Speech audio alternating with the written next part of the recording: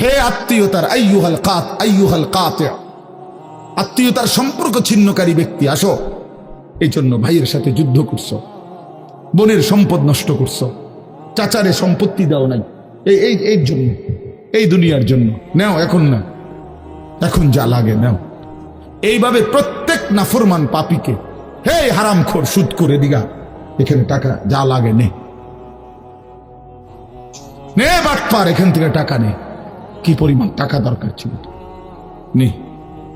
এইভাবে রাসূলুল্লাহ সাল্লাল্লাহু আলাইহি সাল্লাম বলেন, দুনিয়ার এই সম্পদগুলো কথা বলবে আর ডাকবে, ডাকলে মানুষ, আচ্ছা এটা তখন কেরম লিখবো, কথা বোঝেন নাই, এটি যখন কথা বলবে, ডাকাডাকি করবে, মানুষ কি বলবে? লোকেরা তো সবাই দাঁড়াইছে, মানুষও তো দাঁড়াইছে, তারাই তো ডাকতেছে, তো তারা কি বলবে? ওয়াকালাল ইনসানু মা লাহা, আল্লাহ নিজেই বলতেছে, লোকেরা তখন, মানুষগুলো বলবে, মা লাহা, এটা কি হলো, আরে এটা কি কারবার, এগুলো কথা বলে কেমনে, এগুলো কি কয়, এরা আমার চিনলো কেমনে, আমি যে সিটার, আমি বাটফারে চিন্তা লাগলো, ইন্নারিল্লাহ, একেবারে পুরা ধরা, অনবিচার আচার কিছুই শুরু হয়েছে না, এখনই বেজ্জুতি, বাকিটা তো অবস্থা খারাপ।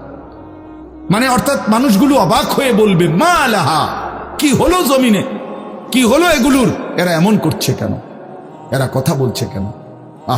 আল্লাহ বলেন, ইয়াউমাইদিন তুহাদ্দিসু আখবারাহা, আল্লাহ তাআলা বলেন, বান্দা হে কি দেখছো হবে, এই মাত্র দেখলা স্বর্ণ রূপ্য টাকা পয়সা কথা বলে, এখনো না দেখবা আসল খেলাটা।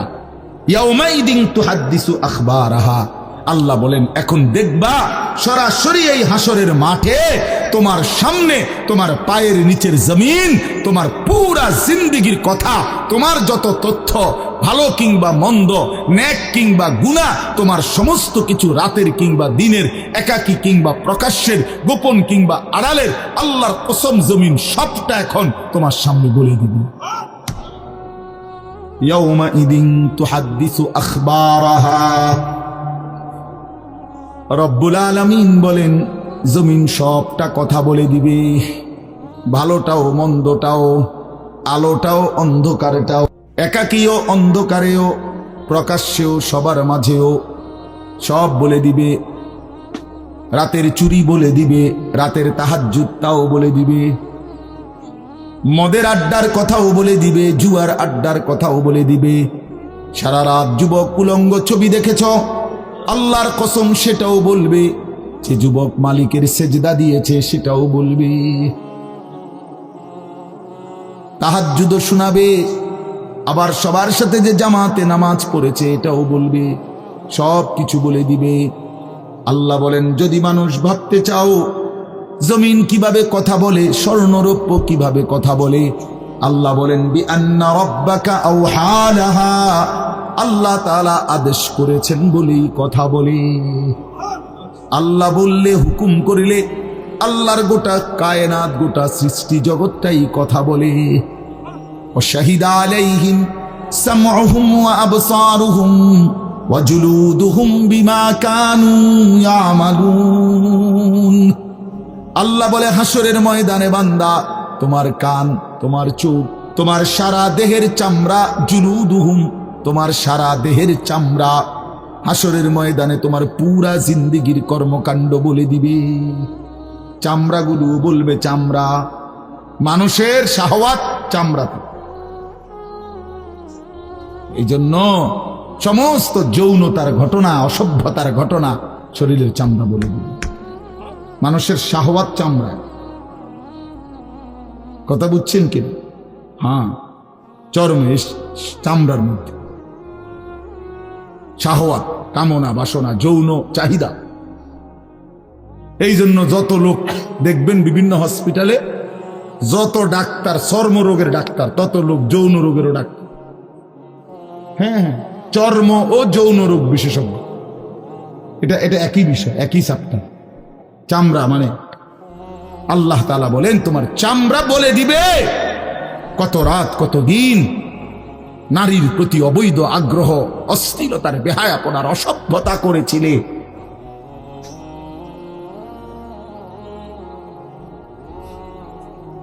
হায় হায়, এজন্য নওজোয়ান ছেলে তোমরা সবাই ভাই কষ্ট করে বসো, যে যে পাশে দাঁড়িয়ে আছো আল্লাহর ওয়াস্তে বসো, কষ্ট হলেও বসো ভাই, বসে শুনলে বরকত হবে।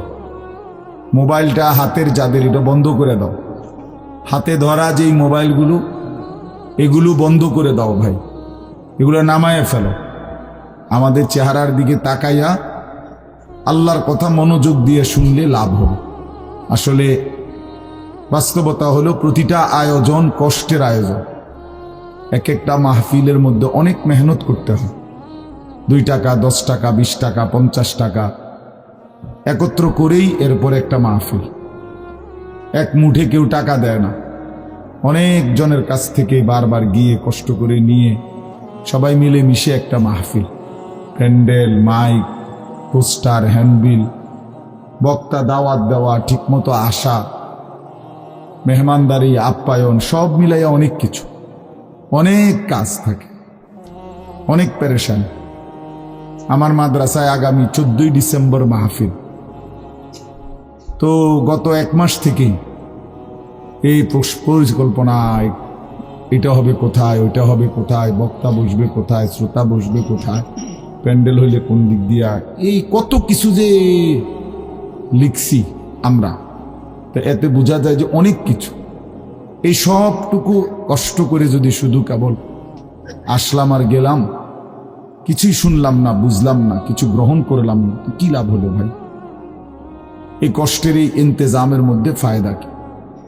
এই জুয়েল ওর কথা বারবার আমার কাছে বলছে, মাঝখানে আমি গত বছরে খুব সম্ভব ডেট দিতে পারি না, তো আবদার ছিল, আমি এবছর বলছিলাম যে ডেট মিলাই দেব, তো দেওয়া হয়েছে। আসলে সবাইরই ব্যস্ততা, সবাই কষ্ট করেই ইন্তজাম করতে হয়েছে।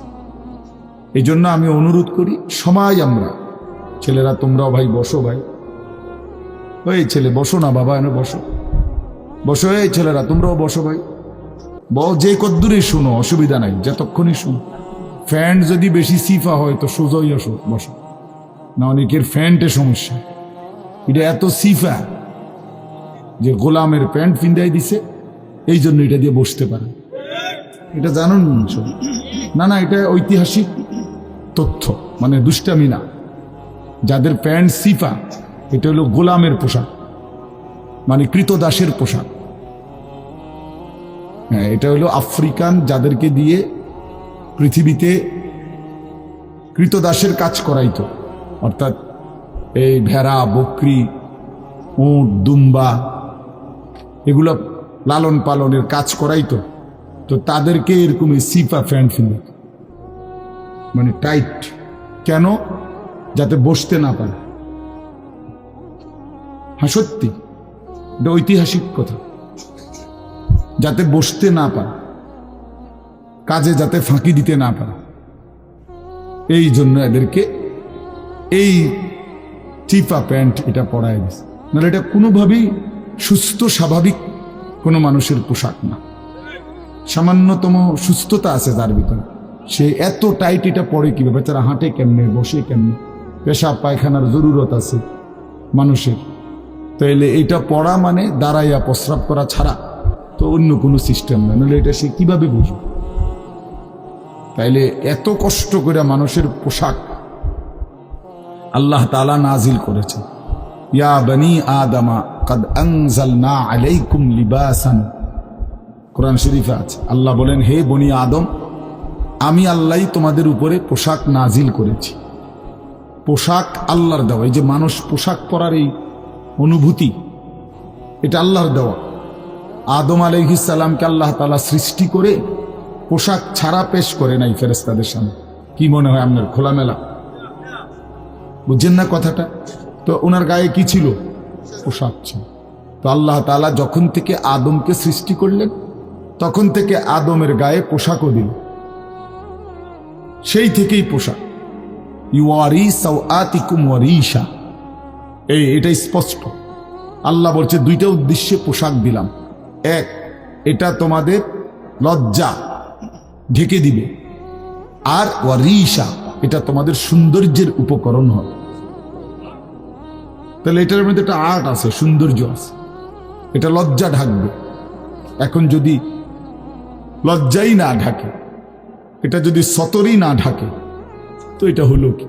আল্লামা তকি উসমানী দামাত বারাকাতুহুমুল আলিয়া হযরত বলছেন যে কোনো মানুষের, পুরুষের সতর কোমর থেকে নিয়ে, নাভি থেকে নিয়ে হাঁটু, এটুকু জায়গা এভাবে ঢাকতে হবে।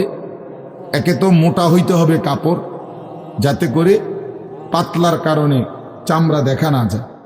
আরেকটা হলো এতটুকু ঢিলে ঢালা হইতে হবে, যাতে করে এতটা টাইট হইয়া না লাগে, যেন অঙ্গ প্রত্যঙ্গ, রান, পিছনের অংশ কার কেমন এটা বোঝা না যায়, স্বাভাবিক যেন ঢিলে ঢালা হয়। নাই তো এটা কি হয় না, পোশাক হয় না। একবারে শরীর সাইজ কাইটা কাইটা বানানো, এটা কোনোভাবেই সৌন্দর্য না। এই জন্য এটা একটা গুরুত্বপূর্ণ বিষয়। এটা বলে অনেক সময় অনেকেরই দেখি, এই বেচারা আমাদের সাথেও কোনো সময় দেখা করতে আসলে মাদ্রাসায়, মনে করেন মাহফিলে দাওয়াত দিতে আসছে অথবা এমনি দেখা করতে, তো আমাদের তো নিচে বসতে হয়, চেয়ার টেবিল নাই। তো এই নিচে বসতে কইলে আর বই তারা এটারে টানতে টানতে ফ্যান যান শেষ। বেচারা নিজেও কষ্টে পেরেশানিতে পড়ে, আমরাও পেরেশানিতে পড়ি। এই জন্য স্বাভাবিক ঢিলে ঢালা পোশাক পরা উচিত, একটু যেন করে চলতে ফিরতে আরাম হয়। ভাই তোমরা বসতে না, তোরা চলে যাও বেটা, অপদার্থ কোথাকার, যাও এখান থেকে বেটা, হ্যাঁ যাও। তোমার মতো দু চারজন শ্রোতা না হলে কি ফালতু কোথাকার। এতবার বললাম এটা বসতে ক্ষতি কি? আল্লাহর কথা বসে শুনতে হয়। এটা এতবার একটা কথা বলতেছি, এটা যদি গুরুত্ব না হয় তো এটা কি হলো বলেন? আল্লাহর কথা বসে শুনতে হয়, এটা তো একটা সার্কাস না। কি বলেন, এটা কি একটা সার্কাস? তাইলে কোরআন শরীফে আছে এটা। মুসা আলাইহিস সালামকে আল্লাহ তাআলা তুর পাহাড়ে জুতা খুলতে বললেন কেন? জুতা খুলে বসবার জন্য। আল্লাহর কথা বসে শুনতে হয়, জুতা খুলে শুনতে হয়, তাইলে নিজের মধ্যে পরিবর্তন আসে। আদব ছাড়া এলেম হয় না। কোরআন সুন্নাহর যে জ্ঞান, এই জ্ঞানের জন্য আদব জরুরি, অন্য পড়ার জন্য এটা এতটা জরুরি। বাংলা, অঙ্ক, ইংরেজি, পদার্থ, জীববিজ্ঞান পড়ার জন্য পেশাব করে ফানি লন লাগে না, বুঝেন না? দাঁড়াইয়া বসুক, বসে পড়ুক, বসে পেশাব করুক, এতে কোনো অসুবিধা নেই। কিন্তু আল্লাহর কোরআন পড়বার জন্য, রাসূলুল্লাহ সাল্লাল্লাহু আলাইহি সাল্লামের সুন্নাহ পড়বার জন্য প্রস্রাব করে ঢিলা নিতে হয়, টয়লেট পেপার ব্যবহার করতে হয়, পানি ব্যবহার করতে হয়, পবিত্র হইতে হয়। হ্যাঁ আসো আব্দুর রহমান, তুমি এনে আও। না না না, এখানে আসো। তো এই জন্য এটা জরুরি বিষয়। আমাদের কোরআন এবং সুন্নাহর এলেমের জন্য আপনার আদব জরুরি, আখলাক জরুরি, তাহারাত জরুরি। এই যে এখন এখানে একটা, এটা আপনাদের এটা শুধু একটা মহড়া না, বরং এখানেও তো কোরআন সুন্নাহর ইলম বলার জন্যই উলামায়ে কেরাম আপনাদেরকে বসাইছে, ঠিক না? তো তাইলে আদব জরুরি। মাওলানা ইয়াহিয়া বয়ান করতেছিলেন, হ্যাঁ আল্লাহ তাআলা, আমি যেটুকু আইসা মাত্র শুনলাম, আল্লাহ তাআলা হাসরের ময়দানে এক কদম পাও বাড়াইতে দিবেন, জিন্দেগির প্রতি ইঞ্চির হিসাব হবে। আন উমরিহি ফিমা আফনাহু, পুরা হায়াত বান্দা কোথায় ব্যয় করেছো বলো আমাকে, আমার দেওয়া হায়াত। ও আন শাবাবিহি ফিমা আবলাহু, শুধু যৌবনটা কোথায় ব্যয় করেছো সেটা আমাকে আলাদা বলো। ও আন মালিহি মিন আইনা ইকতাসাবাহু ওয়া ফিমা আনফাকাহু, প্রতিটি টাকার ব্যাপারে হিসাব দাও দুইটা। এক, টাকাটা কামাই করছো কেমনে, ব্যয় করেছো কোথায়। ওয়া মাদা আমিলা ফিমা আলিমা, যা যা শিখেছিলা, জেনেছিলে, শুনেছিলে, তা কি পরিমাণ আমল করেছো সেটা বল, সেটা বল। এই জন্য এই বিষয়গুলো জরুরি। বা রাসূলুল্লাহ সাল্লাল্লাহু আলাইহি সাল্লাম বলেন, এগুলো উত্তর না দিয়ে কোনো মানব সন্তান হাসরের ময়দানে এক কদম সামনে যাইতে পারবে, এক কদম সামনে যাইতে। কোরআনুল কারীমের মধ্যে আছে, আল্লাহ তাআলা বলেন, ফাওয়ারাব্বিকা লানাসআলান্নাহুম আজমাঈন, আম্মা কানু ইয়ামালুন। আল্লাহ তাআলা বলেন আমার কসম, মানে আল্লাহর কসম, আল্লাহ নিজের কসম করে বললেন আমি অবশ্যই তোমাদেরকে জিজ্ঞেস করব, অবশ্যই অবশ্যই সকলকে, আজমাইন, সকলকেই আমি আল্লাহ জিজ্ঞেস করব আম্মা কানু ইয়ামালুন, দুনিয়ার হায়াতে যা তোমরা করেছিল। এই জন্য আল্লাহ তাআলার আড়াল হওয়ার কোনো সুযোগ নেই, হিসাবের বাইরে আমরা কেউ না। আল্লাহ তাআলা বলেন সুম্মা লাতুসআলুন্না ইয়াউমাইদিন আনিন নাঈম। আল্লাহ তাআলা বলেন ওই বাবা, আরে কি প্লাস্টিক না, কথা বলো কেন? আল্লাহ তাআলা বলেন আমার দেয়া প্রতিটি নিয়ামত সম্পর্কে অবশ্যই আমি তোমাদেরকে জিজ্ঞেস করব, প্রতিটা নিয়ামত। হাদিসের মধ্যে আছে আল্লাহ তাআলা জিজ্ঞেস করবেন, নবী সাল্লাল্লাহু আলাইহি সাল্লাম বলেছেন আল্লাহ জিজ্ঞেস করবেন আলাম নসিহ জিসমাক, বান্দা আমি মোট এতদিন তোমার শরীর সুস্থ রাখি নাই, সেইটুকু শুকর কি আদায় করেছো বলো?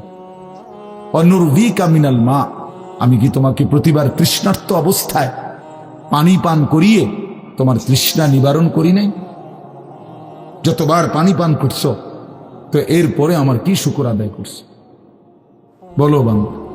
আহা বদনসিব মুসলমান তো আলহামদুলিল্লাহ বলতেও জানে, পানি পান করে সেটা যে একবার আলহামদুলিল্লাহ বলবে এটুকু তো জানে, এটুকু তো জানে। তাইলে এই জন্য বললাম আমরা কিন্তু প্রত্যেকেই আমাদের হায়াত, ইয়াহিয়ার ওই কথার থেকে আমি বললাম আমাদেরকে উত্তর দিতে হবে। ওয়াকিফুহুম ইন্নাহুম মাসউলুন। আল্লাহ তাআলা বলেন হাসরের ময়দানে ফেরেশতাদেরকে বলবেন আমার বান্দাদেরকে দাঁড় করাও, তাদেরকে এখন জিজ্ঞেস করা হবে একজন একজন করে। ওয়াকুল্লুহুম আতিহি ইয়াউমাল কিয়ামাতি ফারদান। আল্লাহ বলেন সকলকে আমি আল্লাহর সামনে আসতে হবে একজন একজন। ফারদান অর্থ ওয়াহিদান, একজন একজন আমার সামনে এসে দাঁড়াবে, আমার সামনে তুমি একাকী উত্তর দিবে, কোনো দুভাষী থাকবে না, একাকী উত্তর দিবে। এই জন্য বাপ আমার, এটা জরুরি বিষয়, আমাদের জন্য জরুরি বিষয়। আমরা যেন আমাদের জিন্দেগির কদর করি। ছেলেরা তোমাদেরকেও বলি ভাই, হায়াত এই শুধু শুধু কাটাইয়া বন্ধে কোনো ফায়দা নেই। বুট খাইতে খাইতে নষ্ট করে দিলা জীবন, সামান্য মোবাইলের জন্য জীবন। একটা মোবাইলের আর কতই দাম, 12, 14, 18 হাজার টাকা।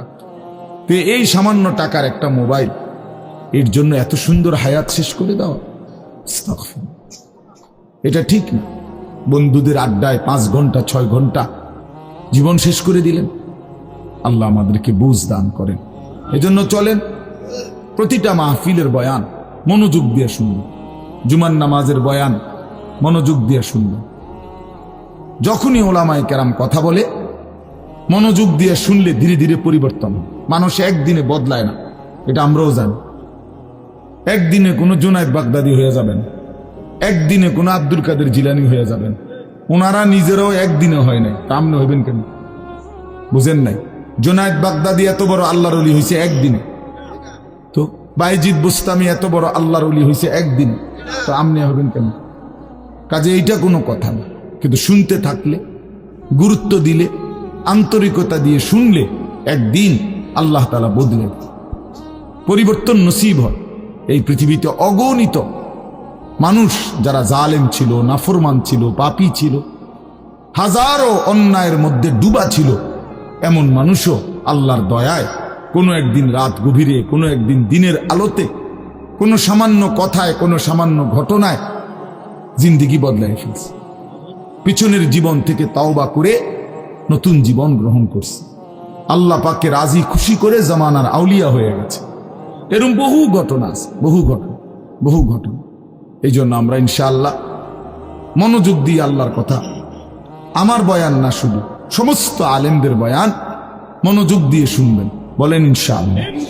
কোরআন সুন্নাহর কথা মনোযোগ দিয়েই শুনবেন, দেখবেন বরকত হবে। যদি আমার এই কথা একজনে বুঝেন, আমি মনে করি এতটুকুই আমার লাভ। 2 জন বুঝলে 2 জনই লাভ। আল্লাহ আমাদেরকে তৌফিক দান করুন। চলেন কোরআনুল কারীমের এই সূরাটি 99 নম্বর সূরা। 114টি সূরা কোরআন শরীফে, তন্মধ্যে এটা হলো 99 নাম্বার, 30 নাম্বার পারা। পুরা কোরআনুল কারীমের মধ্যে মোট 30 পারা। এই মোট 30 পারার মধ্যে এটা হলো 30 নাম্বার পারার সূরা, 99 সূরা নাম্বার। সূরাটির নাম হচ্ছে জিলজাল, সূরায়ে জিলজাল। জিলজাল শব্দের অর্থ বা জালজালা, জিলজাল একই শব্দ, দুইটার দুই রকম ব্যবহার। অর্থ হলো ভূমিকম্প। জিলজাল শব্দের অর্থ কি বলেন? ভূমিকম্প। ভূমিকম্প, এই যে জমিন কাঁপে, ভূমিকম্প হয়, এই সূরার অর্থ হলো এইটা। এই ভূমিকম্প বলতে, জিলজাল বলতে আল্লাহ তাআলা কিয়ামতের ভূমিকম্প বুঝাইছে। পৃথিবীতে এমনিতে প্রতিনিয়ত মাঝে মধ্যে বিভিন্ন এলাকা ভেদে, অঞ্চল ভেদে ভূমিকম্প হয়। হ্যাঁ, আধা মিনিট, 30 সেকেন্ড, 40 সেকেন্ড, 50 সেকেন্ড, কিংবা তার চাইতে সামান্য কম বেশি এরকম সময় ভূমিকম্প হয়। এতেই বহু ক্ষয়ক্ষতি হয়। যখনই যেখানে কোথাও ভূমিকম্প হয় তো সেখানে অনেক ক্ষয়ক্ষতি হয়, ঘর বাড়ি বিভিন্ন কিছুর অনেক ক্ষতিগ্রস্ত হয়। কিন্তু আল্লাহ তাআলা বলেন একটি চূড়ান্ত ভূমিকম্প আছে, যেই ভূমিকম্পটা যখন হবে তখন একসাথে আল্লাহর সৃষ্টি পুরাটা জমিন একসাথে ভূমিকম্প, এবং সেটা কতক্ষণ থাকবে সেটা আল্লাহই জানে, সেটা আল্লাহই জানে। এরকম ভূমিকম্প হবে, আর সেই ভূমিকম্পটা হলো কিয়ামতের ভূমিকম্প। অর্থাৎ এই পৃথিবী ধ্বংস করার জন্য আল্লাহ তাআলা তার গোটা সৃষ্টি জগৎকে মৌত দিবেন। মৃত্যু দুই রকমের, একটা হলো ব্যক্তিগত পৃথক একক মৃত্যু, আর একটা হলো গোটা আলমের মৃত্যু। সবার যখন পৃথক মৃত্যু হয় তো এটারে বলে মৌত, আর গোটা পৃথিবীর যখন আল্লাহর সৃষ্টি সবটার যখন একসাথে মৃত্যু হবে সেটারে কয় কিয়ামত। সেটাই কিয়ামত, ওইটাও একটা মৃত্যু। আসমানের মৌত হবে, জমিনের মৌত হবে, সূর্য চন্দ্র গ্রহ নক্ষত্রের মৃত্যু হবে, অর্থাৎ সব কিছু শেষ হবে। তো এই যে কিয়ামত, এটা আমাদের ঈমানের অংশ, এটা হবেই হবে, এটা হবেই হবে। আখিরাত, কিয়ামত, এই পৃথিবী একদিন ধ্বংস হবে, শেষ হবে, এটা কোরআনুল কারীমের অসংখ্য আয়াতে আল্লাহ তাআলা বলছেন, বারবার বলছেন, বারবার, যে বান্দা যত সুন্দরী তোমার কাছে লাগে দুনিয়া, যত আকর্ষণীয় মনে হয় না কেন দুনিয়া, একে তো তুমিও থাকবা না, একে তো দুনিয়া নিজেই থাকবে।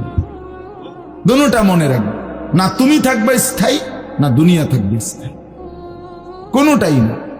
তুমিও মৃত্যুবরণ করবা, একদিন দুনিয়ারও মৃত্যু হয়ে যাবে, দুনিয়ারও মৃত্যু হয়ে যাবে। প্রতিটা মানুষকে মরতে হবে, এটা আমরা সবাই জানি। কুল্লু নাফসিন যায়িকাতুল মাউত, সমস্ত আত্মা, সমস্ত প্রাণ, আল্লাহ তাআলা বলেন মৃত্যুর স্বাদ গ্রহণ করুন, মৃত্যুর স্বাদ গ্রহণ। কুল ইন্নাল মাউতাল্লাযী তাফিরুনা মিনহু ফাইন্নাহু মুলাকীকুম, আল্লাহ তাআলা বলেন হে নবী আপনি বলে দেন, ও দুনিয়াবাসী, মৃত্যু থেকে তোমরা যেখানেই পলায়ন করো না কেন, মৃত্যু তোমাদের সাথে সেখানে গিয়েই নিজেই মোলাকাত করবে, সাক্ষাৎ করবে। তুমি ডাকতে হবে না, মৃত্যু নিজেই আসে, মৃত্যু নিজেই আসে।